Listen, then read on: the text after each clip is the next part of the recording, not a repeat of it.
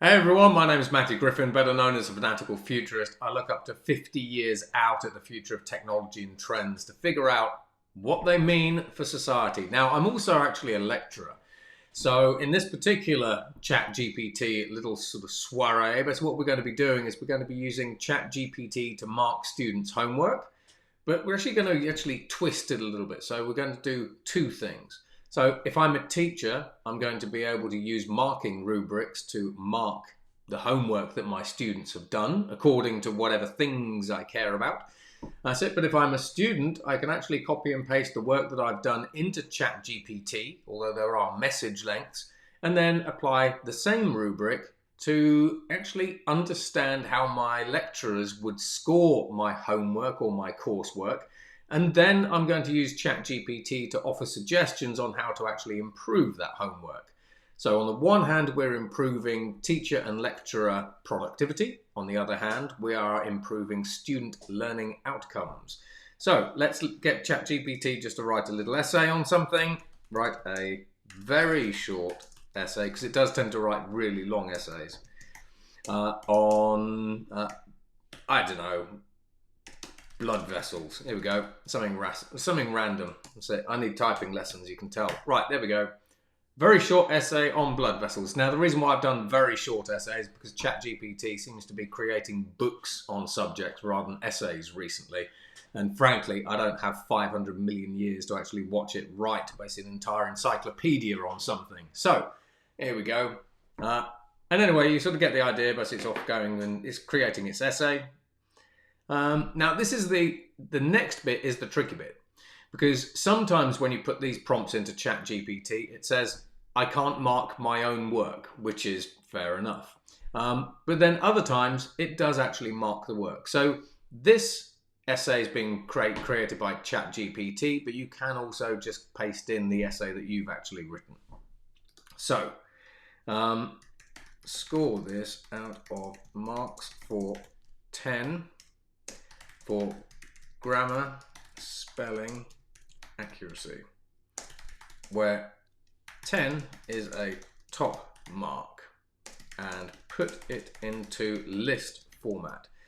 So ChatGPT, as anyone knows, basically it's all about prompt engineering, how you write the prompts, etc., etc., etc. Now, this is either going to crash and burn, or it's actually going to mark itself.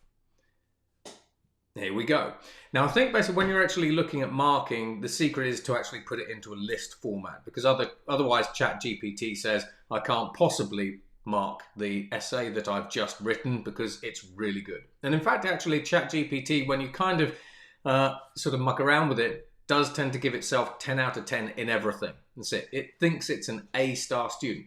In fact, it's actually given 10 out of 10 here. So, hey, the perfect essay, right? So this is an A+ across the board. Right, however, this is now what we can do. So if you're a teacher, you've now just given your students an A grade. Bearing in mind this was written by the AI. However, if you're a student, this is what I find actually interesting. Give me some ideas on how I can improve this essay to make it better, where better is subjective. So I put in the prompt, give me some ideas on how I can improve this essay to make it better and get a higher grade, maybe. That's it, because as students, let's face it, that's what we care about. So this is what it's doing. So here we go. Now you can actually see that ChatGPT is kind of actually giving you some feedback now on some of the things that you can actually do to make your essay better. So we've got expand the introduction, elaborate on each type of blood vessel. I mean, obviously this is a biology essay. Discuss disorders and diseases, incorporate research findings. You'll get onto the fifth one in a minute. Explore the relationship with other body systems, but you kind of get the idea now. So on the one hand, we've used ChatGPT as a marking tool to improve teacher productivity. There are pros and cons with that, obviously. DM me if you want to understand how we get around some of the cons.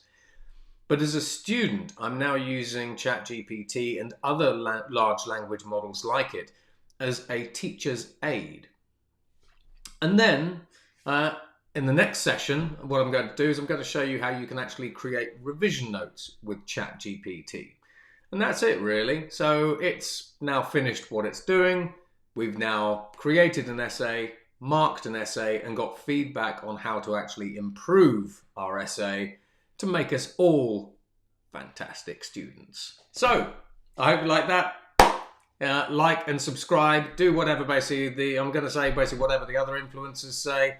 Like, subscribe, basically hit a bell. I don't know, whatever that happens to be. And I hope you enjoyed the video. Take it easy. Bye.